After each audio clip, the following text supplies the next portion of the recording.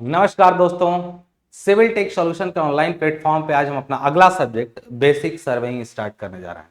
कई बार इसका नाम सर्वे फर्स्ट भी होता है और बेसिक सर्वेइंग का मतलब है कि सर्वेइंग का पहला पार्ट बेसिकली आपको पढ़ना है, ठीक है ना। सब्जेक्ट का नाम बेसिक सर्वेइंग है तो सर्वे के जितने बेसिक यूनिट्स होंगे वो इसमें होंगे। एडवांस सर्वेइंग आपको बाद में पढ़ना पड़ेगा अगले अपने सेमेस्टर में, ठीक है ना। अब बेसिक सर्वेइंग के पहले यूनिट में पहले देखो सर्वे वगैरह क्या है ना, उसको मैं पहले भी बताया हूं, लेकिन यूनिट में मैं उसको दिखा दूंगा तो उसमें भी डेफिनेशंस वगैरह क्लियर हो जाएंगे। इसी क्लास के अंत में हम लोग कुछ क्वेश्चंस भी करेंगे जिससे आपको आइडिया लगेगा कि क्वेश्चंस कैसे आ सकते हैं एग्जाम में और हमें उसको कैसे करना है। सर्वेइंग मेरा स्पेशलाइज सब्जेक्ट है, न सिर्फ आपको मैं पढ़ा रहा हूं बल्कि फील्ड में सर्वे करने का भी मुझे अच्छा अनुभव है। आप कभी आइएगा तो सिखा भी दूंगा मैं आपको, अगर कभी हमारे से मुलाकात आपकी हुई तो।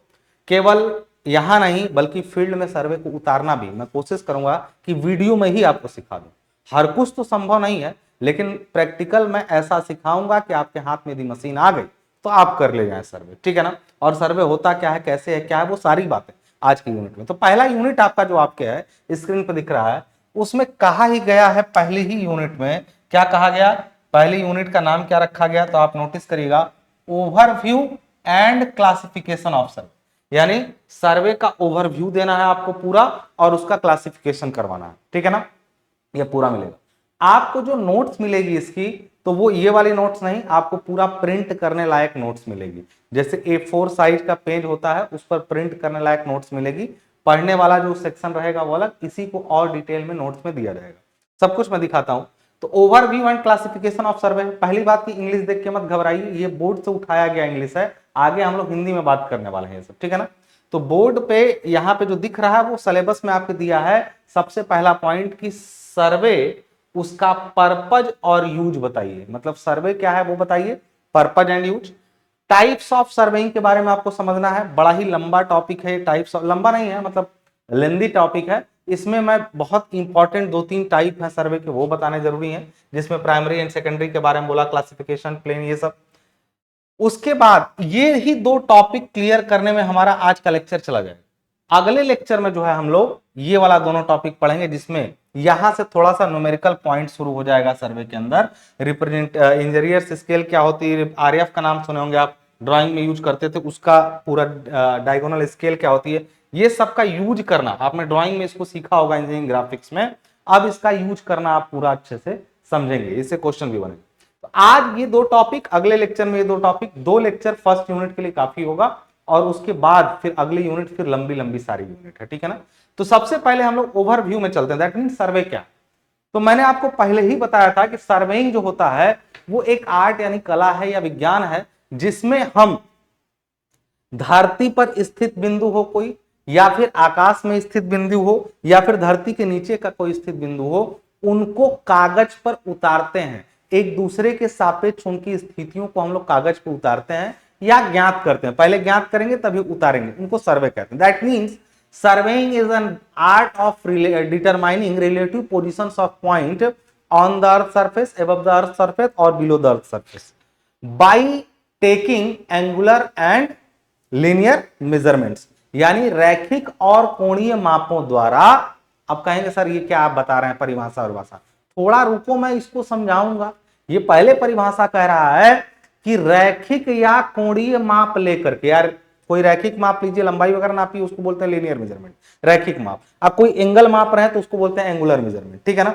अभी तक आप एंगल वगैरह जो मापे होंगे ना, अभी खटिया खड़ी हो जाएगी इसमें, ना पाऊंगा जब मैं। तो कई लोगों को अभी तक एक चीज और मजेदार बात बता दूं, तुम कहीं भी सर्वे पढ़ोगे तो ओरिजिनल यही है, यहीं से कॉपी कर करके पढ़ाया जाएगा, ये चीज याद रखना, यहीं से कॉपी कर करके पढ़ाया जाता है, ये भी याद रख लो। अभी तुमको लग रहा होगा कि छोटे से उम्र में इतना बोल रहे हैं, तो अभी आप इसका लास्ट तक जाते जाते आपको समझ में आ जाएगा कि मैं क्यों ऐसा बोल रहा हूं। क्योंकि लोगों को अधूरी जानकारी है, लीनियर का मतलब, एंगुलर का मतलब वो है ही नहीं जो वो समझते हैं। बताऊंगा बात। मैंने कहा कि surveying is an art of determining relative positions of point, बिंदुओं की सापेक्षिक स्थिति ज्ञात करके, मतलब एक बिंदु की दूसरे बिंदु से दूरी क्या है, फिर दूसरे की तीसरे से, या पहले की चौथे से, इन दूरियों को निकाल के कैलकुलेट करेंगे हम, और फिर उन पॉइंट्स की, उन बिंदुओं की स्थिति को कागज पे प्लॉट करके हम नक्शा तैयार करते हैं, तो इसको कहते हैं सर्वे करना। कई बार सर्वे में दो चीजें होती हैं, परिभाषा अपनी जगह पे ये चीज समझिएगा कि जमीन पर स्थित कोई चीज है उसको कागज पर उतार लो। दूसरा ये भी है कि हम कागज पे कोई नक्शा बनाए, घर मकान का नक्शा कागज पे पहले बनाते हैं, फिर वैसा का वैसा हम जमीन पे बना देते हैं। तो वो ठीक वैसा ही बना देना, अभी घर मकान तक तो आसान लग रहा है, लेकिन जैसे ही भारत के नक्शे की बात करूंगा, इलाहाबाद के नक्शे की बात करूंगा, इलाहाबाद कैसा दिखेगा जरा उसको कागज पे बना के दिखाओ, एकदम एक्यूरेट टू द पॉइंट, जैसा दिख रहा है वैसा ही दिखना चाहिए, तो आपकी हालत खराब होगी। इलाहाबाद को कैसे इतना भीड़ भक्कड़ एरिया में बाउंड्री कहाँ एग्जैक्ट जा रही है, यहाँ है कि यहाँ, ये सारी चीजें कागज पर करने में हालत खराब हो जाएगी।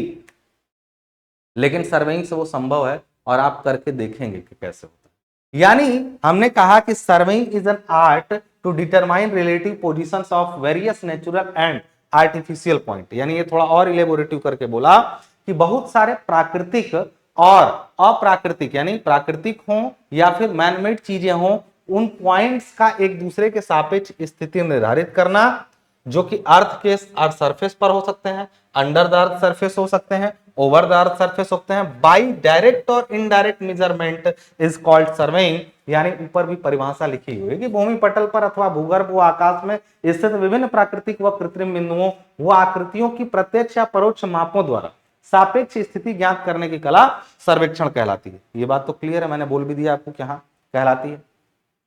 क्या केवल स्थिति ज्ञात करने की कला सर्वेक्षण कहलाती है कि उन ज्ञात स्थितियों को कागज पर उतारने की कला भी सर्वेक्षण कहलाती है? दोनों है। कागज पूरा हमने पता कर लिया कि इलाहाबाद से बनारस इतनी दूरी है, बनारस से गोरखपुर इतनी दूरी है, गोरखपुर से लखनऊ इतनी दूरी है, लखनऊ से इलाहाबाद इतनी दूरी है। तो इन सारे बिंदुओं को, हालांकि ये बिंदु नहीं है, बहुत बड़े बड़े जगह है, लेकिन इलाहाबाद का एक कोई लोकेटेड पॉइंट होगा कि इस पॉइंट पर आ गए तो आप इलाहाबाद आ गए।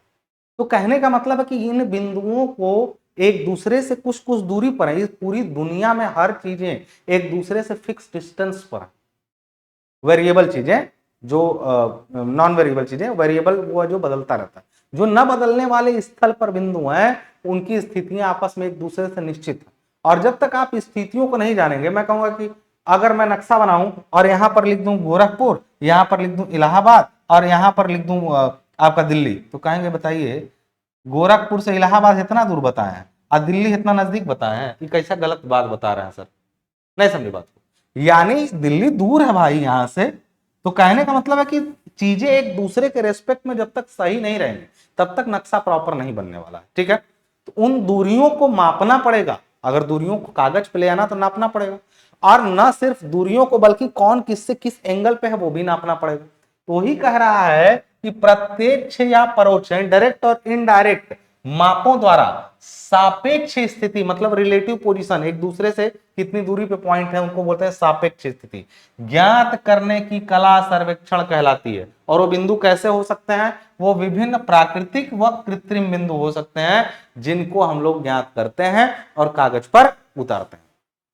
क्या यही सर्वे है? तो सर्वे की पहली परिभाषा ये कि surveying is the art of determining relative positions of various natural and artificial points and features. कई बार पॉइंट्स होते हैं और फीचर्स भी होते हैं। फीचर्स मतलब कुछ ऐसी चीज located on the earth surface, under the surface or over the earth surface by direct or indirect measurements is called surveying.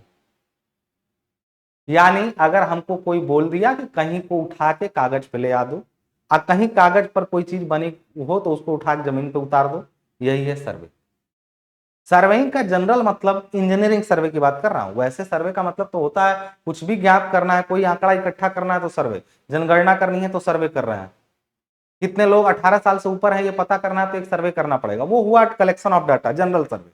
लेकिन हम इंजीनियरिंग सर्वे की बात करें तो this is the exact definition. इसके अलावा अगर मैं बात करूं कि बिंदुओं, इसी को और मैं करके मैं बात करूं कि या फिर बिंदुओं या आकृतियों की स्थिति, इसके मध्य क्षैतिज दूरी नापकर कोणीय दिशा, मैंने बोला कि दो चीजें नापनी पड़ती है, क्षैतिज दूरी या कोणीय दिशा ज्ञात करके, अथवा इनके तलों का अंतर। कई बार चीजें ऊपर नीचे भी होती है, न सिर्फ एक दूसरे से दूर होती हैं। अगर मैं भारत का अंडुलेशन वाला मैप देखूं ना, तो देखेंगे भारत का नक्शा कभी खोलिएगा 3D में, 3D मैप ऑफ इंडिया खोलिएगा तो देखेंगे हिमालय की तरफ वाला एरिया ऐसे उठा रहेगा, ऐसे इधर वाला दक्षिण वाला एरिया पठारी उठा रहेगा, बीच में जो उत्तर भारत का मैदान है वो हल्का दबा रहेगा। तो वो वो भी एक तरह का मैप, तो केवल आप ऊपर से इंडिया का देखें, लेकिन 3D देखेंगे तो क्या चीज कितनी उठी है, कितनी धसी है, ये सब क्यों निकालना है, ये भी तो एक सवाल है। क्यों सर्वे करना है? कोई भी नया निर्माण कार्य यदि आप कर रहे हैं, कोई भी नया निर्माण कार्य यदि आप कर रहे हैं, तो उस निर्माण कार्य को करने के लिए पहले उस जगह की स्थिति आपको कागज पे स्पष्ट दिखनी चाहिए।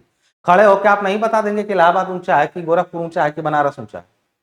अगर नाला बनेगा तो नाला कहां से निकाला जाए, कि कौन से नाले में मिला दिया है। नाले में पानी बह रहा है तो हमेशा नीचे की तरफ ना बहेगा।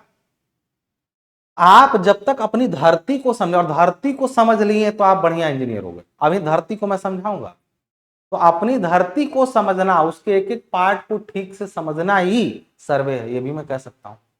तो कुल मिला के ग्लोब को यदि सही से समझ गए, तो उसी ग्लोब पर कोई निर्माण कार्य यानी कंस्ट्रक्शन वर्क करोगे तो कंस्ट्रक्शन वर्क सफल हो। आपको पता चलेगा कि किस जगह पर क्या रखना है, क्या नहीं रखना। समझ गए कि नहीं बात? यानी किसी भी कंस्ट्रक्शन वर्क से पहले जो काम होता है वो होता है सर्वे।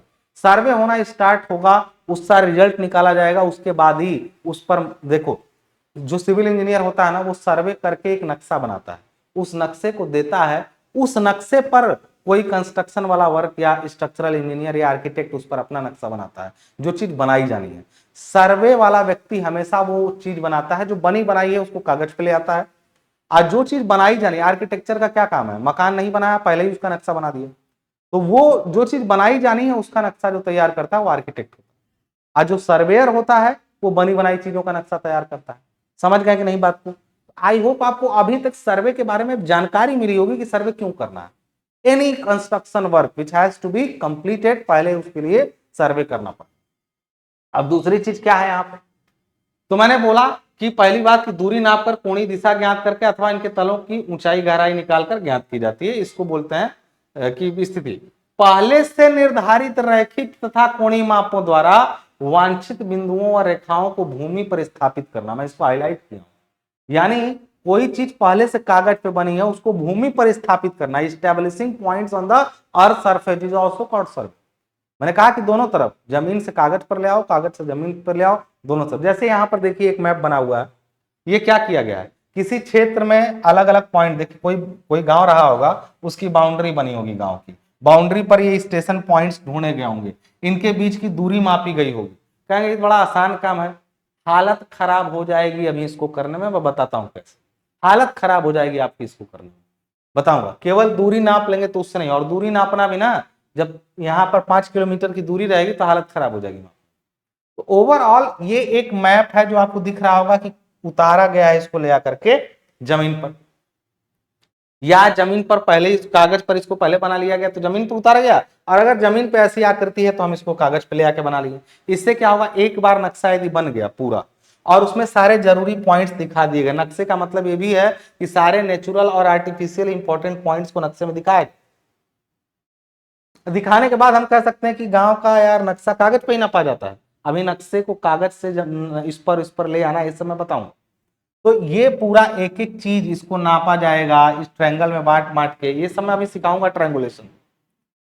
तो मैंने कहा कि ये काम इसी चीज को बेटा देखो ये ध्यान से, ये हिंदी में है, नीचे वही चीज सेम चीज इंग्लिश में लिखी हुई है। इसी तरह ऊपर ये हिंदी में है, नीचे सेम चीज इंग्लिश में लिखी हुई है। जैसे वहां हिंदी में हाईलाइट किया है जिस पॉइंट को, तो यहाँ establishing the required points and lines on the ground, ये भी मैंने हाईलाइट किया हुआ है।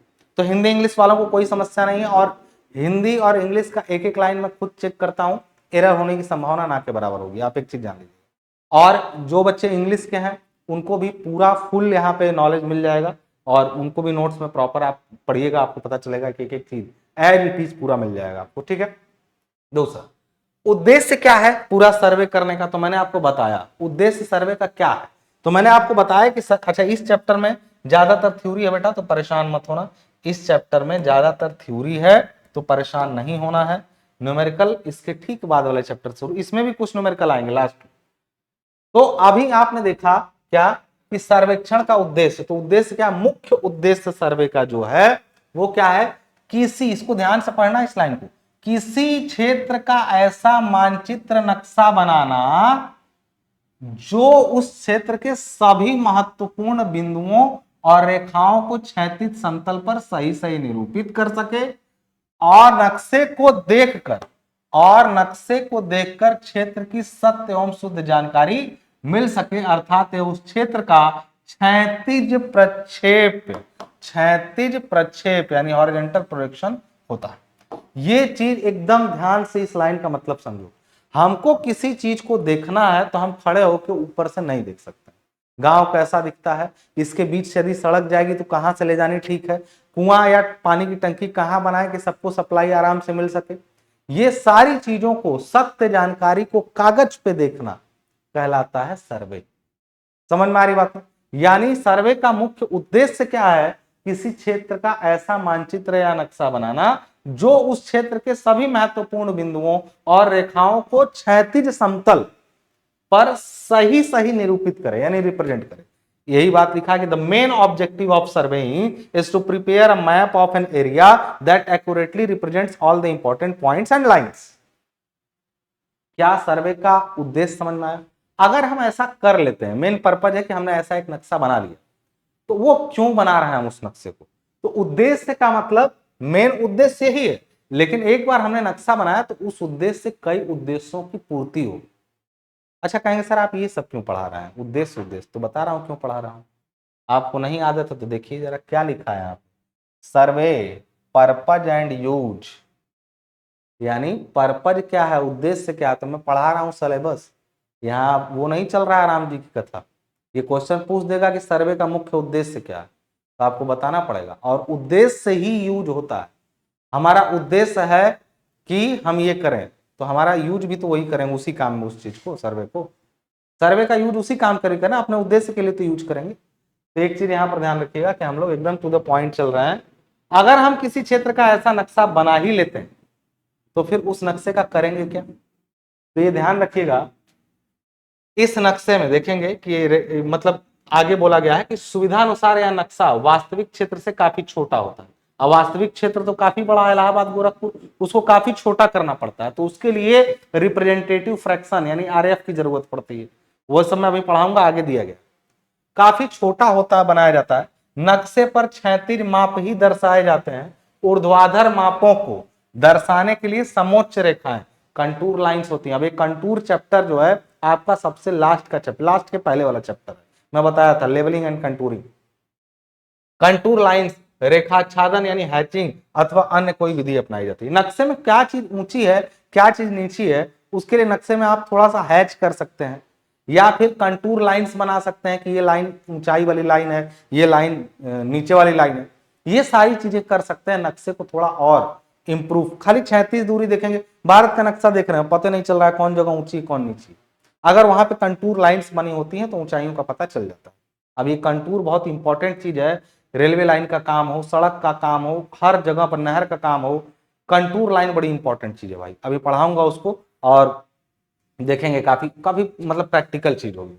ठीक है, अब आते हैं हम लोग यहाँ पे क्या कि अगर हम लोग ऐसा कर जाते हैं तो इससे क्या क्या सॉल्व होगा, इन नक्शे को बना लेने से हमारा क्या क्या सॉल्व होगा। अगर आप मतलब यहाँ पे पढ़ रहे हैं और पूरा डिटेल में नोट्स चाहते हैं और या फिर पूरी प्रॉपर क्लास चाहते हैं, एक एक लेक्चर पूरा, तो आप नीचे जो ऐप दिया गया है, नाम लिखा हुआ है ऐप का सिविल टेक्स सॉल्यूशन, उसको प्ले स्टोर से डाउनलोड कर लीजिए या दिए गए नंबर पे व्हाट्सएप कर लीजिए। आपको सारी जानकारी वहां से मिल जाती है कि कैसे पूरा वीडियो लेक्चर पढ़ेंगे, कैसे पूरा हमको नोट्स मिलेगा, पूरा एडिटेड, ये पूरी प्रिंट करने के लिए नोट्स आपको मिल जाएगी। ठीक है ना, और हर बार का अपडेटेड सिलेबस के साथ आपको नोट्स मिलेगा। ठीक है, तो आप इसको पूरा प्रिपेयर कर लीजिए। ठीक है, अब हम लोग क्या कर रहे हैं, तो हमने अगर बना लिया वो नक्शा या फिर बनाना है तो इससे क्या क्या सॉल्व होगा। तो बिंदुओं की क्षैतिज दूरी तथा भूमि पटल पर इसकी स्थिति ज्ञात की जाएगी।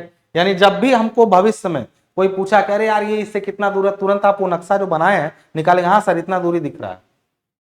क्योंकि आप जानते हैं नक्शे का 100 गुना या 1000 गुना, अगर मान लीजिए वास्तविक क्षेत्र से आपने कोई लाइन क्षेत्र में 1 किलोमीटर की है और कागज पे उसको आप 1 मीटर दिखा दिए, यानी आप उसको 1000 गुना छोटा कर दिए। तो हर लाइन अब दोबारा अगर मापना हुआ नक्शे में कोई 1 सेंटीमीटर आया तो आप कहेंगे यार ये तो 10 मीटर की लाइन है, 1000 गुना बढ़ा के बता देंगे। यानी नक्शा यदि ठीक ठीक बन जाए तो नक्शे में जो दूरी होगी उसको 1000 गुना बढ़ा देंगे तो एक्चुअल वाली दूरी। कल को मंत्री जी आके पूछें ये इससे कितनी दूरी पर है जरा बताओ, नक्शा खोले खट से बता दिए। समझ रहे हैं कि नहीं बात? इसी नक्शे का एक एडवांस फॉर्म है global positioning system, GPS. GPS इसी नक्शे का एक एडवांस फॉर्म है जो सर्वेयर ही बनाए। सर्वे के बेसिक प्रिंसिपल ही पर ही जीपीएस काम करता है। जो मोबाइल में आप फट से रास्ता खोज लेते हैं ना, उसमें कोऑर्डिनेट सिस्टम होता है। कोऑर्डिनेट सिस्टम काम करता कैसे करता है वो आपको एडवांस सर्वे में पढ़ना है, आपके अगले सेमेस्टर में बताऊंगा मैं उसको, ठीक है। तो बिंदुओं की क्षैतिज दूरी तथा भूमि पटल पर स्थिति ज्ञात की जाती है। यह पहला काम नक्शे पर कर सकते हैं हम लोग। बिंदुओं की ऊर्ध्वाधर स्थिति तथा ऊंचाई का पता लगाया जा सकता है। यदि कंटूर लाइन बना है नक्शे में तो पता लग जाएगा। तीसरा, क्षेत्र मापों के आधार पर नक्शा तैयार किया जा सकता है और आकृतियों के अनुदैर्ध्य अनुप्रस्थ परिच्छेद खींचे जा सकते हैं। ये क्या है, मतलब लॉन्गिट्यूडनल और क्रॉस सेक्शनल उसका व्यू वो मैं बाद में बताऊंगा। किसी क्षेत्र को लंबाई की दिशा में या चौड़ाई की दिशा में जब उसकी प्रोफाइलिंग की जाती है तो उसको अनुदैर्ध्य अनुप्रस्थ वो कहते हैं, परिच्छेद कहते हैं। तो बताऊंगा इसका यूज पड़ता है। सड़कों, रेल मार्गों, नहरों आदि निर्माण कार्यों के लिए मिट्टी कटाई भराई का परिमाण बड़ा जबरदस्त चीज है, मतलब एकदम प्रैक्टिकल। आपको मैं बताऊं, अगर आप जूनियर इंजीनियर बन जाएंगे, जैसे मुझे भी, जब तक मैं नहीं था नौकरी में तब तक मुझे नहीं पता था कि एक्चुअल में सर्वे इतना इंपॉर्टेंट क्यों। बेटा तुम अगर जूनियर इंजीनियर तक हो तो तुम्हारे लिए सबसे इंपॉर्टेंट दो सब्जेक्ट है, एक सर्वे और दूसरा एस्टिमेट बनाना। एस्टिमेट बनाना आपको लास्ट सेमेस्टर में सिखाया जाएगा, अंतिम सेमेस्टर। आप यदि सर्वे करना जान गए तो सर्वे किए बिना आप एस्टिमेट नहीं बना पाएंगे, और जिस दिन आप सर्वे और एस्टिमेट जान गए आपको हमेशा पूछने वाले लोग रहेंगे, हमेशा आपके पास पैसा रहेगा, हमेशा आपके पास काम रहेगा। दो काम आना चाहिए आपको, एक सर्वे और एक एस्टिमेट। ये दो चीज आपको आनी चाहिए और एकदम अच्छे से ग्राउंड लेवल पे आनी चाहिए। नहीं कि बकबक किताब पढ़ ली है तो आ गया, फिर कहेंगे नौकरी नहीं मिल रही। तो सर्वे करना सीखना और एस्टिमेट दो चीज जान गए। मेरे 2016 बैच के स्टूडेंट मेरे जो पॉलिटेक्निक किए थे इस समय, मैं कभी मिलवाऊंगा आपसे। गवर्नमेंट जॉब उनकी नहीं लगी, एक आध साल तैयारी की, अपना नहीं लग पाया उनका। क्या है सर आपके स्टूडेंट तो सिलेक्ट नहीं होते हैं। कोई बात नहीं बेटा, बहुत सारे सेलेक्ट हुए हैं, उनके इंटरव्यू आपको चैनल पे मिल जाए। जो दूर दूर सेलेक्ट होकर कोई मतलब एसएससी के थ्रू जाते हैं तो ऑल इंडिया में पोस्टिंग होती है। उन बच्चों का कुछ का इंटरव्यू मैं ले पाया हूं तो लिया हूं, चैनल पे आपको मिल जाएगा, डाल दीजिएगा या मैं ग्रुप में डलवा दूंगा। कुछ बच्चे नहीं सेलेक्ट हो पाए सर्वे का, एक आज मैं उसको बताऊं, वो जो सेलेक्ट हुए उनसे ज्यादा बहुत ज्यादा पैसा कमा, ऐसे लोग हैं। कहने का मतलब यह है कि उस बैच 16 बैच के पास आउट इस समय एक एक 1.5 करोड़ 2-2 करोड़ का ठेका लेकर के काम करवा रहा है। पूरा सर्वेयर हो बंदा, बहुत अच्छा, मतलब मुझसे भी ज्यादा जानकारी उसने प्रैक्टिकल फील्ड में रखी, इकट्ठी कर ली। तो ये चीज जानिए कि आप अगर सीखे रहेंगे तो रास्ते 1000 है, नहीं जानते हैं तो दोष देते रह जाएंगे। कंपटीशन हर जगह है, जाइए कोई और फील्ड ले लीजिए उसमें भी कंपटीशन है, कहीं बिना कंपटीशन की जिंदगी नहीं, ये जान लीजिएगा। ये बड़ा जरूर, सबसे ज्यादा सर्वे का काम जो आपको पड़ेगा वो इसी में पड़ेगा, चाहे सड़क हो, चाहे रेल हो, चाहे नहर। इनमें अगर बनाना है तो कितना मिट्टी निकलेगी नहर में या कितना मिट्टी उस पर लगेगी, उसको मतलब फिलिंग में बनाना है। नहर कटिंग और फिलिंग दोनों में बनती है। सड़क अक्सर कटिंग में, मतलब पहाड़ों वहाड़ों पे कटिंग में, फिलिंग में ज्यादा बनता है। इसी तरह से अगर रेल मार्ग बनाना है तो रेलवे को ऊंचा रखा जाता है। कितना मिट्टी लगेगा उसको निकालने के लिए सर्वे का नक्शा होना बहुत जरूरी है, वो भी कंटूर मैप सबसे ज्यादा जरूरी। फिर उसके बाद भवनों तथा सिविल कार्यों के लिए अभिविन्यास लेआउट, वो तो ये तो आप बहुत सिंपल काम है, कागज पे बना हुआ ड्राइंग कोई है और आप उसको उतारना चाहते हैं तो लेआउट कर दिए, उसका मिस्त्री भी कर देते हैं, लेकिन गलत कर देते हैं, बदगुनिया कर देते हैं। देखे होंगे रूम टेढ़ा हो गया, चौकी नहीं सेट हो रही, ये सब अधूरी नॉलेज का खेल होता है। तो ये सब निशानदेही लेआउट वगैरह का काम इससे कर सकते। नगर, जिला, प्रदेश, देश की सीमा दर्शाने के नक्शे बनाए। भारत का नक्शा ऐसे ही जाएगा, यानी उसकी बाउंड्री को डिसाइड करना है और कागज पे उतारना है तो वो भी नक्शे में ही बात की जाती है। समझ में आई कि नहीं बात? यानी ये सब उद्देश्य है सर्वे का पूरा, मतलब सर्वे करके हम इतना काम कर सकते हैं। इसमें से एक एक लाइन जो है वो सारे एक एक काम है जो सर्वे के द्वारा आप आराम से कर सकते हैं, एक एक लाइन। ये है सर्वे का उद्देश्य। तो पहले हमने पूछा सर्वे, पढ़ा सर्वे क्या है, उसका उद्देश्य क्या है और यूजेज भी यही है। अरे भाई यूज, सर्वे का क्या यूज है? सीमा दर्शाने के लिए नक्शे तैयार करना, यही इसका प्रयोग है। सारे पर्पज ही उसके यूजेज हैं एक तरीके से, ठीक है। अब आते हैं क्लासिफिकेशन ऑफ सर्वे, यानी सर्वे के वर्गीकरण। बेटा यहां से थोड़ा कहानी को समझना था।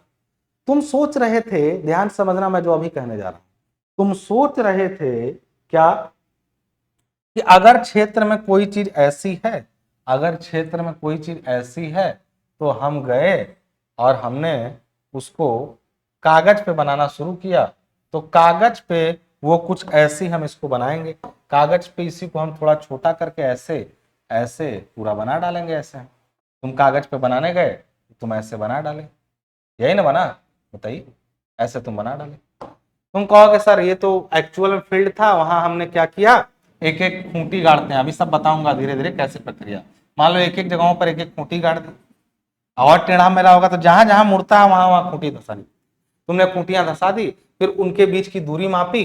तो जब दूरी तुम नापोगे, ध्यान समझना मैं क्या कहने जा रहा हूं, जब तुम दूरी नापोगे तो मान लो तुम फील्ड में गए, यहाँ फील्ड में हो तुम, ठीक है, फील्ड में तुमने एक एक खूंटी धसा दी यहाँ पे, कहोगे हाँ सर धस गया, दूरी मापो, फीता फैला दूरी नाप लिया। फीता से नापना है कि किससे बताऊंगा, लेकिन मान लो तुम्हारे पास फीता है, तुमने पहली दूरी नापी, कागज पे आए तुम खींचे यहां से यहां, पहली दूरी तुमने खींच ली। मान लो इनको तुमने नाम दे दिया, खूंटी धसाते हैं वहां पे जहां पे फील्ड होता है ना, पूरा गांव के अगल बगल या जिसका भी नक्शा बनाना है, खूंटी धसाते हैं, मतलब खूंटी का नाम तुमने दे दिया A B C D E, तुमने ऐसा दे दिया, ठीक है ना। अभी देखना मजेदार बात क्या होगी, थोड़ा सा बस पेशेंस रखो।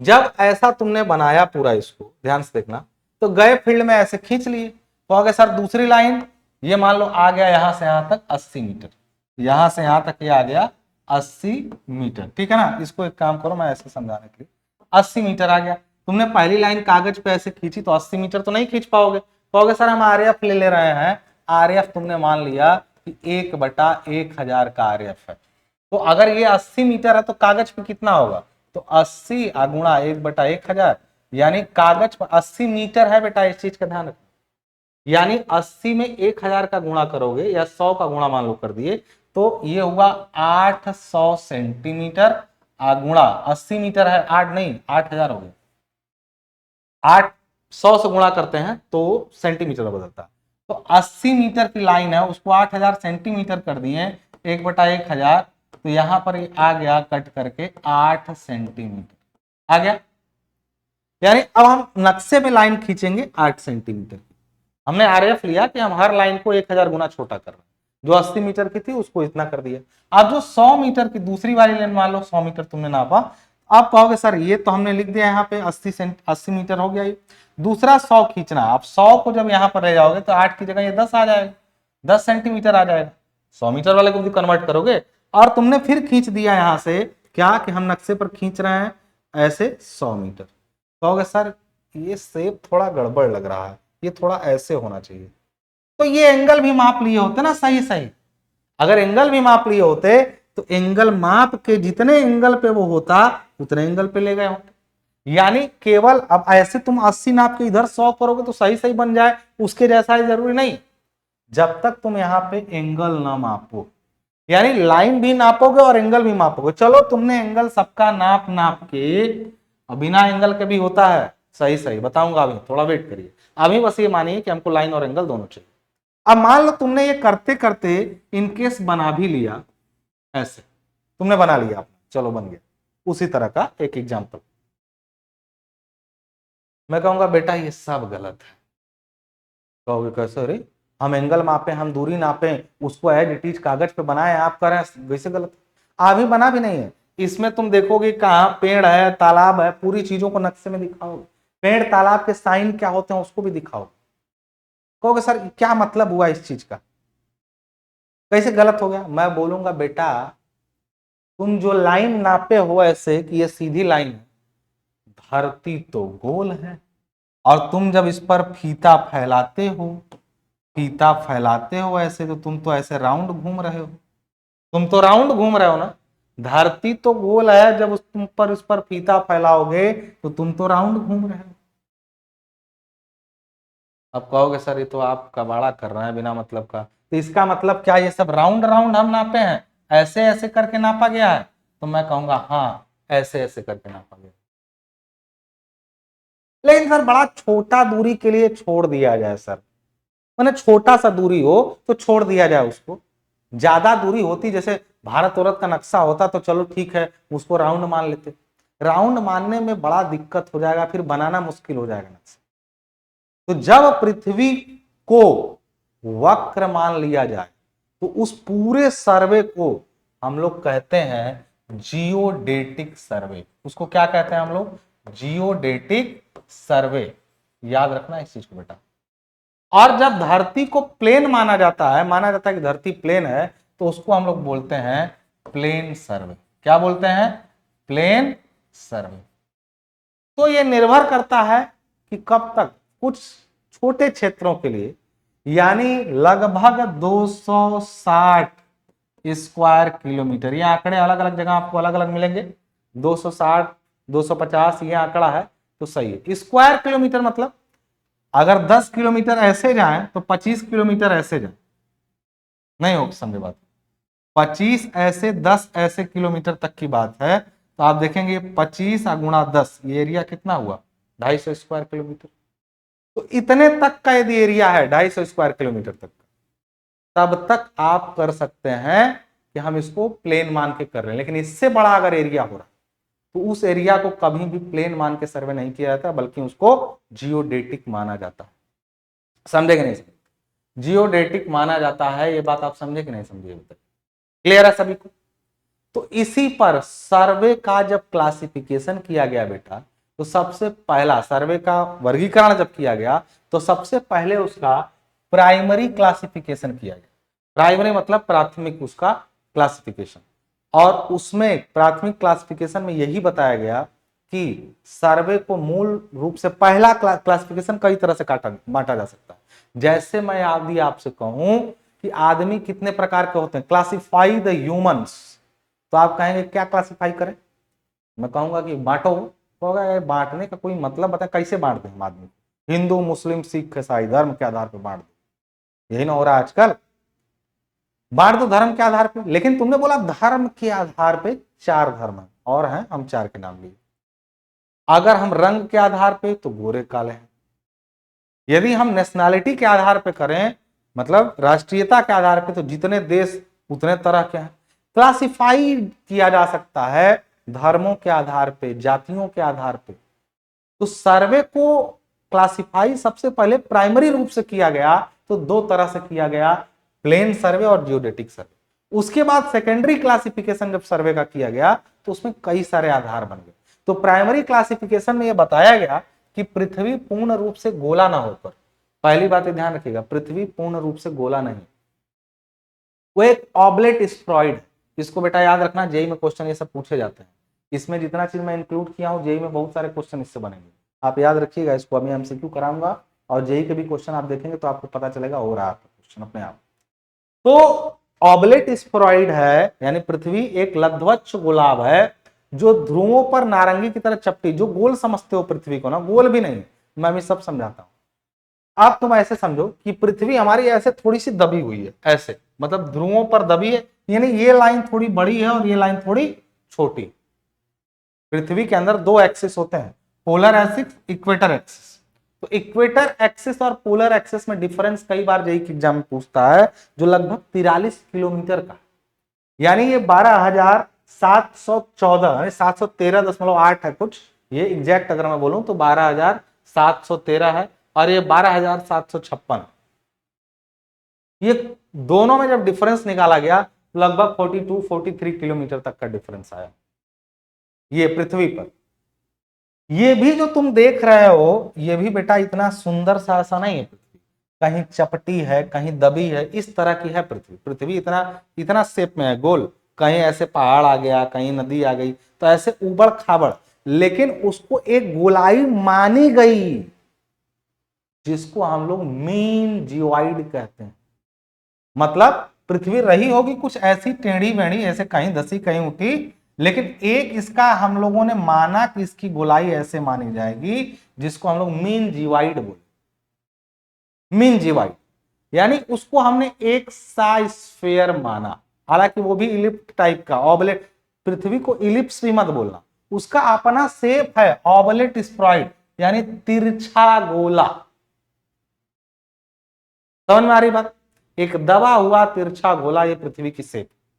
मैंने बोला कि पृथ्वी को समझे तो सर्वे समझ गए, सब समझाऊंगा अभी, धीरे धीरे धीरे धीरे अपने दिमाग में बनते। तो अगर पृथ्वी एक दबा हुआ ऑबलेट स्फेरॉइड है जो ध्रुवों पर एक नारंगी, नारंगी मतलब ऑरेंज संतरा खाए हो ना वही, नारंगी की भांति चपटी है। पृथ्वी की ध्रुवीय पोलर एक्सिस की लंबाई 12,713.83, वही मैंने बोला था, कुछ है 83 है, 12,713.8। और अगर बात करें इक्वेटर, इक्वेटर वाला थोड़ा बड़ा है, 12,756.78 किलोमीटर। हम इस प्रकार ध्रुवीय अक्ष विषुवत अक्ष से 42.95 that is almost equal to 43 kilometre छोटा। यदि हम भूमि की ऊपरी सतह की उबड़ खाबड़ता पर ध्यान न दें, यानी भूमि जो उबड़ खाबड़ उस पर ध्यान न दें, तो गोलाभ की ऊपरी सतह वक्र में है, यानी एक कर्व में मानी जाएगी। अगर ये उबड़ खाबड़ को हम लोग ध्यान न दें ऐसे ऐसे को, तो लगभग ऊपरी सतह वक्र में मानी जाएगी। तो आप जो नाप रहे हैं और हीरो बन के सोच रहे हैं मैं तो सीधा नापा हूं, असल में आप उसको कैसा नाप रहे हैं बच्चा? असल में आप उसको कैसा नाप रहे हैं? आप उसको ऐसा नापे। तो कहेंगे सर क्या माने, मैंने ये बात पहले ही बताई। तो बेटा ये भी जान लो, जब तुम ऐसे वक्र में 18 किलोमीटर के आसपास नाप दोगे और सोचोगे कि हम 18 किलोमीटर नापे हैं, तो बेटा ऐसे नापो चाहे ऐसे 18, बड़ा कम अंतर आता है। 18 किलोमीटर की वक्रीय दूरी और 36 दूरी में केवल 10 mm या 1 सेंटीमीटर का केवल अंतर आता है। कहेंगे क्यों? बहुत बड़ा है धरती, तुम इतना से चल दोगे थोड़ी दूरी, मैंने सोचो तुम इतना बड़ा धरती देख रहे हो, ऐसे सोचो कि यहां से यहां तक चलोगे तो एक देश हो गया, एक आध दो देश पार कर गए तुम, और इतने में तुमको अंतर पता चल रहा है सीधा में और टेढ़ा में। इसी तरह जब तुम पृथ्वी पर चलते हो लगभग 18 किलोमीटर, तो सीधी लाइन में और वक्र में केवल 1 सेंटीमीटर का अंतर होता है। कई जगह पर आपको ये 12 किलोमीटर भी देखा हुआ मिलेगा, तो कोई दिक्कत नहीं, 12 दे तब भी सही, 18 दे तब भी सही। क्यों? अलग अलग जगह पे अलग अलग वक्रता है ना यार, वक्रता अलग अलग जगह पे अलग अलग है। तो कहीं पर 12 सेंटीमीटर में डिफरेंस मिल जाता है 1 सेंटीमीटर का, कहीं पर 18 किलोमीटर चलना पड़ता है। जहां चपटा होगा, जहां ये चपटा है वहां अंतर देर से समझ में आता है, और जहां शार्प है वहां अंतर जल्दी समझ में आ जाता है। बस इतनी सी बात है, ठीक है ना? तो 12 से 18 का रेंज है, 12 किलोमीटर में 1 सेंटीमीटर का अंतर या 18 किलोमीटर, दोनों डाटा सही है, कोई दिक्कत नहीं दोनों। यानी ये बोल रहा है यहाँ पे पूरा कि यहाँ पर ये पूरा बताया गया, जो मैंने बताया आपको वो सारी चीजें इसमें लिखी हुई, इंग्लिश में भी लिखा हुआ है। अब कह रहा है कि इस तथ्य के आधार पर, यानी पृथ्वी के गोलाई को ध्यान में रखते हुए, यानी वही प्राइमरी बेस पे, तो सर्वे को दो हिस्सों में बांटा गया। पहला समतल सर्वेक्षण। समतल सर्वेक्षण देखिए यहाँ पे ये डायग्राम्स आपको दिख रहे होंगे। समतल सर्वेक्षण मतलब ये बेटा, समतल सर्वेक्षण मतलब देखो ये यहाँ पे पॉइंट्स बनाए गए ABC, और माना गया कि ये प्लेन सर्वे है और सभी तीनों कोणों के एंगल जोड़ने पे 180 डिग्री आएंगे, यानी एक ट्रायंगुलर शेप है, तो ऐसा माना गया। लेकिन वास्तव में ये शेप कैसा होता है? ऐसा होता है, कर्व के फॉर्म में होता है, जिसको जियोडेटिक सर्वे, और ये तीनों कोणों का योग 180 से हमेशा ज्यादा होता है। जियोडेटिक सर्वे आपको पूरे डिप्लोमा में नहीं पढ़ना, ये भी जान लीजिए, अघंटा कोई पढ़ा भी नहीं पाएगा, लेकिन इसके कुछ बेसिक कॉन्सेप्ट हैं जो मुझे बताना है वो मैं बताऊंगा, चाहे आपके सिलेबस में हो चाहे ना हो, अभी नहीं, जब आप प्लेन वाला पढ़ेंगे उसके बाद बताऊंगा जियोडेटिक के बारे में। तो आप यहां पर देख रहे होंगे कि दोनों एक साथ कंपेयर करके भी बताया गया है कि ये आपका जो बाहर बाहर लाइन जा रही है कर्व वाली, वो जियोडेटिक सर्वे में माना गया, अब प्लेन माना गया तो ये अंदर अंदर वाली लाइन है, तो एंगल्स बढ़ते हैं, ठीक है ना?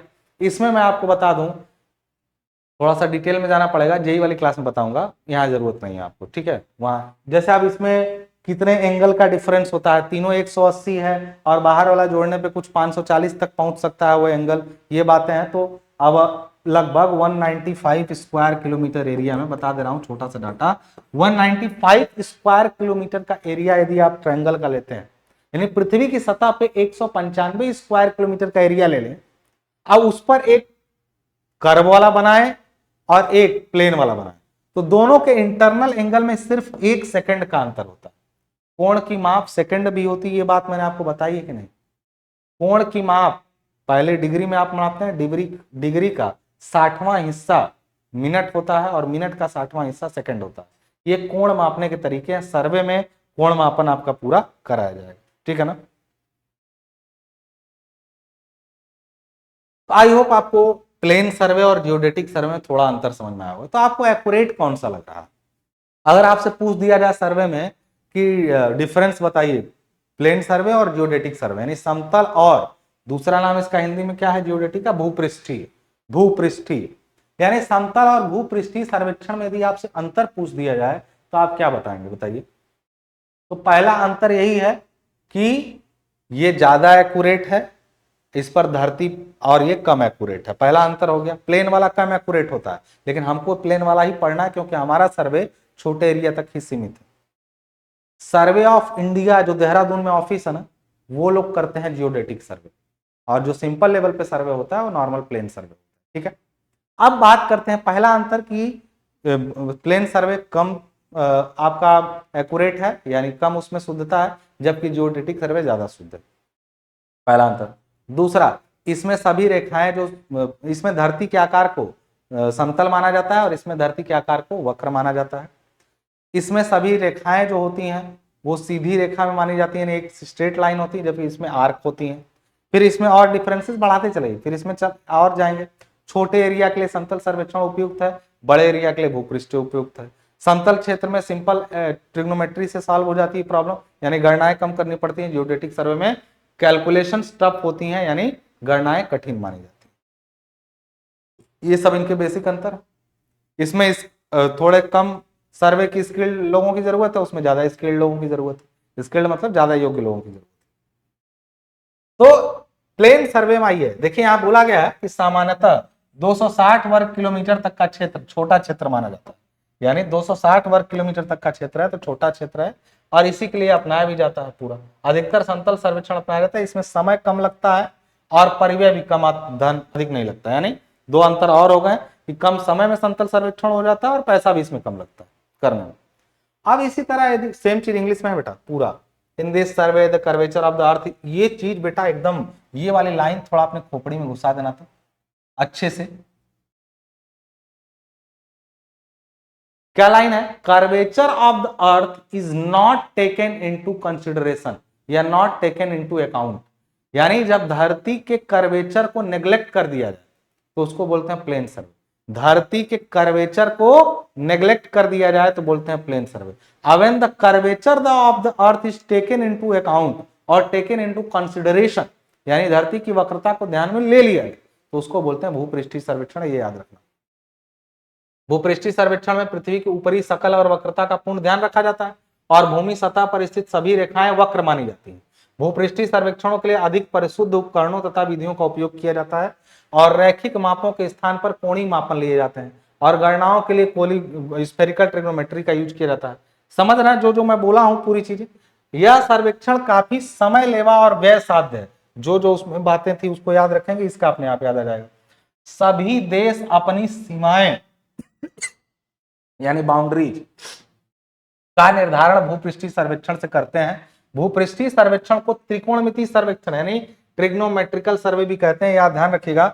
भारत में यह सर्वेक्षण भारतीय सर्वे विभाग द्वारा, भारतीय सर्वे विभाग क्या है यहाँ पे, सर्वे ऑफ इंडिया, जिसको बोलते हैं सर्वे ऑफ इंडिया। और ये कहाँ है इसकी ऑफिस, कमेंट बॉक्स में बताइएगा मुझे, आप मैं बता भी चुका हूं, लेकिन आप बताइए सर्वे ऑफ इंडिया की ऑफिस कहाँ है, ठीक है ना। ये लोग करते हैं इसको, सर्वे ऑफ इंडिया के लोग, पूरे देश की सीमाओं का निर्धारण। अभी इसी के बेसिस पर कई चीजें और सर्वे ऑफ इंडिया का नाम आएगा। अब ये देखिए धरती की आपको एक शेप मैंने दिखाई, भूपृष्ठीय सर्वेक्षण में मैंने आपको धरती की पूरी शेप दिखाई। वो शेप का एक छोटा सा हिस्सा लोगे जब बेटा, यहां से यहां तक का एक छोटा हिस्सा लोगे जब सर्वे का, यहाँ पे ऐसे ऐसे सर्वे को, तो देखो इसको यहां पर देखो ऐसे दिखाया गया अलग से, यानी एक छोटे हिस्से को ऐसे तोड़ मरोड़ के मैं यहां दिखा रहा हूं, तो देखो कुछ ऐसा दिख रहा होगा, कहीं पे समुद्र है, कहीं पे उबड़ खाबड़ पहाड़ है, तो देखो एक ऐसा मीन अपना बना लिया गया। ये लाइन आपको दिख रही होगी, ये मीन बना लिया गया। ये लाइन पूरा घुमाओगे तो इसी को हम अपनी पृथ्वी ऐसे मान लेते हैं। वास्तव में पृथ्वी कैसी है, उबड़ खाबड़। ये अर्थ का सरफेस देखो कुछ ऐसा है, मीन सी लेवल, माध्य समुद्री तल जो होता है उसको हम लोग इस तरीके से मान लेते हैं। समझ में आ रही कि नहीं बात। जब अच्छा ऐसा मान लोगे तब तो बहुत गड़बड़ हो जाएगा, इसमें इसकी अलग कहानी है। पृथ्वी का एक्चुअल शेप है ये पृथ्वी का एक्चुअल शेप है पूरा, समझ गए बात। तो हम लोग एक्यूरेसी को मेंटेन करने के लिए एब्सोल्यूट की तरफ बढ़ते हैं, धीरे धीरे एब्सोल्यूट की तरफ बढ़ते चले जाते हैं, एब्सोल्यूट की तरफ धीरे धीरे बढ़ते चले जाते हैं। तो इस आधार पे सर्वे को बांटा गया, किसमें बांटा गया, तो अगर इस तरीके से इसके कर्वेचर को ध्यान में रख दिया जाए, प्राइमरी दो तरह के पूरे, चाहे तुम कुछ भी नक्शा बनाओ, कुछ भी करो, पहले तुमको ये मानना पड़ेगा कि हम धरती को प्लेन मान रहे हैं कि धरती को वक्र मान रहे हैं। तो इस आधार पे प्राइमरी क्लासिफिकेशन हुआ, और प्राइमरली दो तरह का हुआ, एक प्लेन और दूसरा जियोमेट्रिक। उसके बाद कई सारे सेकेंडरी क्लासिफिकेशन आए, और सेकेंडरी क्लासिफिकेशन लोगों ने अपने अनुसार की, वो तो धरती के ऊपर निर्धारित प्राइमरी क्लासिफिकेशन। अब उसके में सर्वे क्षेत्र के आधार पर कर दिया गया, उद्देश्यों के आधार पर लोगों ने नाम बदल दिए, यानी लोगों ने सर्वे को बांटा अपने अपने अनुसार, सर्वे क्षेत्र कैसा है उसके आधार पे, उद्देश्यों के आधार पे, उपकरणों के आधार पर, विधि आधारित सर्वेक्षण, डिफरेंट टाइप्स के सर्वे मेथड इंप्लॉयड सर्वे, यानी इतने तरह के सर्वेक्षण को मान लिया गया। इसमें से ऊपर के तीन महत्वपूर्ण है, इनको जान लीजिए, ठीक है ना। यानी सर्वे जब लोग करने गए कि हाँ हम अपना सर्वे करने जाए, तो उन्होंने इन चीजों को आधार बनाया, जबकि पृथ्वी की वक्रता को तो पहले ही प्राइमरी क्लासिफिकेशन कर दिया। कहेंगे सर ये सब क्या है, थोड़ा सा वेट करिए, चीजें बिखरी बिखरी सी लगे तो अभी बनेंगी, लेकिन जितना बताया हूं उसको याद रखते रहिएगा। केवल लेक्चर भी सुन रहे होंगे आप कान खोल के तो सब याद हो रहा हो, इस चीज को याद रखिए ध्यान से। तो पहला क्षेत्र पर आधारित किया गया, क्षेत्र पर आधारित कई प्रकार का हुआ, इसी तरह उद्देश्यों के आधार पर कई प्रकार का होगा, केवल नाम याद रखना है, काम अपने आप जाएंगे। क्षेत्र के आधार पर जब किया गया तो पहला जो सर्वे का टाइप था वो टोपोग्राफिकल था, किसी क्षेत्र की स्थलाकृति को समझना है कि ये क्षेत्र पहाड़ी है। अभी ये आप नहीं जानते पहाड़ी क्षेत्र कहते किसको, लोगों को लगता होगा जहां पहाड़ होगा उसको पहाड़ी क्षेत्र कहते होंगे, जहां आप कहते होंगे सर मरुस्थल किसको कहते हैं, तो शायद जहां बालू रहती होगी वहां मरुस्थल कहते हैं। ये सब गलत परिभाषाएं। आप इंजीनियर हैं तो आपकी परिभाषा बदलेगी, और वो परिभाषा क्या होगी समय के साथ में एक एक बताता हूं। पहाड़ी क्षेत्र किसको कहते हैं, जिसकी ढलान एक सीमा से ज्यादा हो जाए, that limit will be discussed later. एक सीमा से अधिक ढलान पर कोई चीज है तो उसको कहा जाएगा पहाड़ी क्षेत्र। क्षेत्रों को ऐसे बांटा गया, प्लेन है, रोलिंग है, हिली है और स्टिपी है, कई तरह के क्षेत्र बांटे, बताऊंगा उसको। स्थलाकृति सर्वेक्षण क्यों किया जाता है, यह सर्वेक्षण भू क्षेत्र की प्राकृतिक आकृतियों जैसे नदी पर्वत, नदी नाले, टील जंगल तथा मानव रचित आकृतियों जैसे शहर गांव शहर, इन सब स्थितियों को आकार, मतलब कोई चीज है धरती पे तो कैसी है, ज्यादा शहर वाली है, ज्यादा गांव वाली है, ज्यादा पहाड़ वाली है, ज्यादा नदी वाली है, गड्ढा ज्यादा है, ये सब जानना है तो एक सर्वे किया जाता है जो उस जगह की टोपोग्राफी, और टोपोग्राफी रहेगी तो उसमें 36 दूरियां और ऊर्ध्वाधर दूरियां दोनों दर्शानी पड़ती हैं, यानी कंटूर का भी यूज निश्चित रूप से टोपोग्राफिकल सर्वे किया जाएगा तो एक मैप बनता है जिसको हम लोग टोपोग्राफिक मैप कहते हैं, और इसी मैप को हम लोग कंटूर मैप भी कहते हैं, इसी मैप को हम लोग कंटूर मैप भी कहते हैं, इस चीज का ध्यान रखिए। यानी टोपोग्राफिकल सर्वे या फिर उससे बनने वाला नक्शा टोपोग्राफिक मैप या कंटूर मैप कहलाता है, और इसका मुख्य उद्देश्य किसी क्षेत्र में जो चीजें हैं उनको नक्शे पर उतारना और ये पहचान करना कि वो क्षेत्र कैसा है, यानी क्षेत्र के आधार पर, एरिया के आधार पर इस तरह का हो। दूसरा है भू स्वामित्व या भूकर सर्वेक्षण, यानी अगर किसी जगह पर नगर है, क्षेत्र है, राज्य है, उसका बाउंड्री निर्धारित करना है, तब आपको जो सर्वे किया जाता है वो कैडेस्ट्रल सर्वे है। ये एक इसमें एक चीज याद रखिएगा, ये लाइन याद रखिएगा, जेई में बार बार पूछा जाता है कि वह सर्वे जो क्षेत्रों की सीमाओं का निर्धारण करने के लिए किया जाता है वो कौन सा है, तो आप तुरंत भूकर सर्वेक्षण या कैडेस्ट्रल सर्वे सही करिएगा। अगला है क्षेत्र वाले में नगर सर्वेक्षण, नगर के अंदर स्थित यदि कोई सड़क नाली पाइपलाइन है उसकी जानकारी के लिए एक मैप बना दिया गया, ये शहर में चीजें कैसे फैली हुई हैं, तो उसके लिए city survey, that is not much important. इसमें मैं इंपॉर्टेंट कहूं तो पहला इंपॉर्टेंट है जानना, दूसरा इंपॉर्टेंट है, तीसरा ये उतना इंपॉर्टेंट नहीं है, बस ये जान लीजिए कि वाटर से रिलेटेड जितनी चीजें हैं समुद्र के अंदर, जलाशय, झील, इन सबको, तो इनके लिए आपको हाइड्रोग्राफिक सर्वे किया जाता है, हाइड्रोलॉजिकल सर्वे एक अलग है वो बताऊंगा अभी, तो ये भी that is not much important, इसको भी कह दे। आकाशीय, ये एरियल सर्वे ध्यान रखिएगा, जब कहीं पर देखे होंगे लैंडस्लाइड हो गया, बाढ़ आ गया, सूखा हो गया, गाड़ी मोटर का आना जाना बंद हो गया, तो हवाई जहाज से सर्वे करना पड़ता है, तो उसको बोलते हैं एरियल सर्वे। यानी बाढ़, भूखा, सूखा इन जगहों पे प्रभावित क्षेत्रों में जाने के लिए, उसका मुआयना करने के लिए उस जगह पे राहत सामग्री कैसी पहुंचानी जाए, उस वहां के जनजीवन को वापस कैसे पटरी पर लाया जाए, तो एरियल सर्वे करना पड़ता है। एस्ट्रोनॉमिकल सर्वे, आकाश में चले गए, ये उल्का पिंड टकराने वाला है, 2012 में धरती खत्म हो जाएगी, ये सारी चीजें जानते हैं क्या? ये सब क्या है? एस्ट्रोनॉमिकल सर्वे, एस्ट्रोनॉमिकल जोन में आता है सब। कुछ लोग उसके लिए बैठे हुए अपना सर्वे करते रहते हैं। ये सब क्षेत्र पर आधारित थे। अब क्षेत्र का मतलब कोई आकाश में किया, कोई पानी में किया, कोई जमीन में किया, तो कोई देश की सीमा, वो सब क्षेत्र पर आधारित सर्वे था। लेकिन उद्देश्य अगर सबके अलग अलग हो, जैसे इंजीनियरिंग सर्वे, हम लोग का उद्देश्य क्या है? इंजीनियरिंग सर्वे पहला ही है। कोई भी निर्माण कार्य करना हो, जैसे नहर, सड़क, ये सब, तो इसके लिए जब डाटा एकत्र करने के लिए सर्वे करेंगे तो इंजीनियरिंग सर्वे हम लोग करेंगे। लेकिन कुछ लोगों का सर्वे करने का उद्देश्य अलग भी हो सकता है, जैसे उनका उद्देश्य जल विज्ञान को समझने में होगा, लार्ज वाटर बॉडी, जल की उपलब्धता, जमीन के अंदर कहाँ पानी ज्यादा है, कहाँ नहीं है, इस जगह पे पानी मिलना चाहिए, क्षेत्र ऐसा है पानी के लिए, उनके लिए जो लोग करेंगे वो हाइड्रोलॉजिकल सर्वे, मैंने अभी आपको बताया। पानी की उपलब्धता की जांच, मात्रा, प्रकार और विस्तार जानना तो हाइड्रोलॉजिकल। और हाइड्रोग्राफिक जो था वो वाटर, ये पानी की उपलब्धता के ऊपर है, वो पूरे वाटर बॉडीज की बात करता है, समुद्र की, नदियों की, उसके अंदर जीवों की, इन सब चीजों के बारे में बात करेगा तब। ये पानी की उपलब्धता हाइड्रोलॉजिकल तरीके, उद्देश्य उनका अलग है। अब वो क्या था? पानी के अंदर कहीं भी कुछ भी क्षेत्र ही पानी हो गया, वो क्षेत्र पर आधारित था हाइड्रोग्राफिक, तो पूरे पानी को अपना क्षेत्र मान लिया। आइए, इसका उद्देश्य है केवल पानी कहाँ ज्यादा कम है, तो हाइड्रोलॉजिकल हो गया, अपना उद्देश्य इसका है। इंजीनियरों का अपना उद्देश्य है, जो एस्ट्रोनॉमिकल थे उनका अपना उद्देश्य है। फिर जो भूवैज्ञानिक है, जियोलॉजिकल है, वो जमीन के अंदर घुस के चीजों को देख रहा है, तो उनका अपना उद्देश्य है। उसके बाद आते हैं माइंड सर्वे, कुछ लोग नई नई खानों में से कुछ चीजें निकाल रहे हैं, तो उनका अपना उद्देश्य है, कोयला, तेल, प्राकृतिक गैस, ये सब सारी चीजें। पुरातत्व, पुरानी चीजों पर आर्कियोलॉजिकल सर्वे सुने होंगे, पुरानी चीजें, ये चीज 4000 साल पुरानी मूर्ति पाई गई, तो वहां की सभ्यता कैसी रही होगी, ये आर्कियोलॉजी वाले होते हैं। इनका सर्वे करने का अपना उद्देश्य है कि पुराने चीजों और इतिहासों को समझें, ताकि हम अपनी अगली जनरेशन को अच्छा कर सकें। उद्देश्य था। सैनिक लोग अपने लिए सर्वे, मिलिट्री सर्वे, सैनिकों का उद्देश्य होता है कम जगह, कम समय में रास्ता बनाने की टेक्निक उनको मालूम होनी चाहिए, उनको लैंड माइन्स कहाँ बिछाने हैं, दुश्मन क्या क्या कर सकता है। मिलिट्री अपने पॉइंट से अपना सर्वे करती है, उसको बोलते हैं मिलिट्री सर्वे। वो बहुत तेजी से किया जाता है, ये जान लीजिएगा, ये इनके पास बहुत टेक्निक होता है। उपकरणों के आधारित, अब अगर आप कोई भी सर्वे ऊपर से कर रहे हैं, देखे होंगे एनसीसी जो लोग किए होंगे उनको कंपास दिया गया होगा, एनसीसी वालों, और सर्वे में भी आपको कंपास मिलेगा।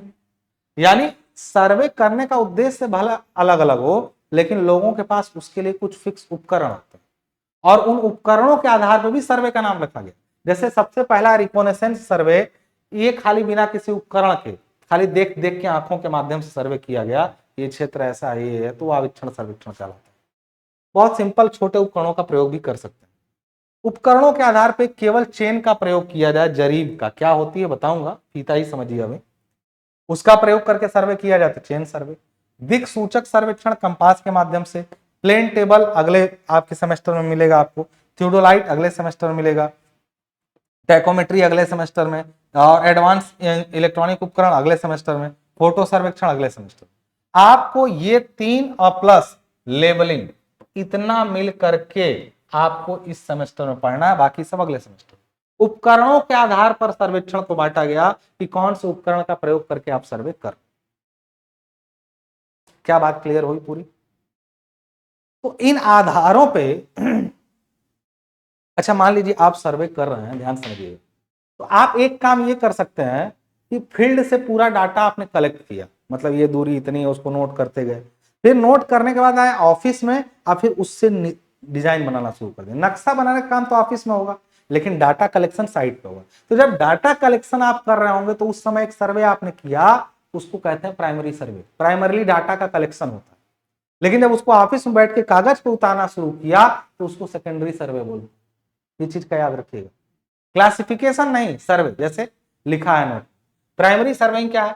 फील्ड में जाकर डाटा एकत्र करना शामिल है, जैसे कि माप लेना, कोण मापना, लंबाई तय करना आदि।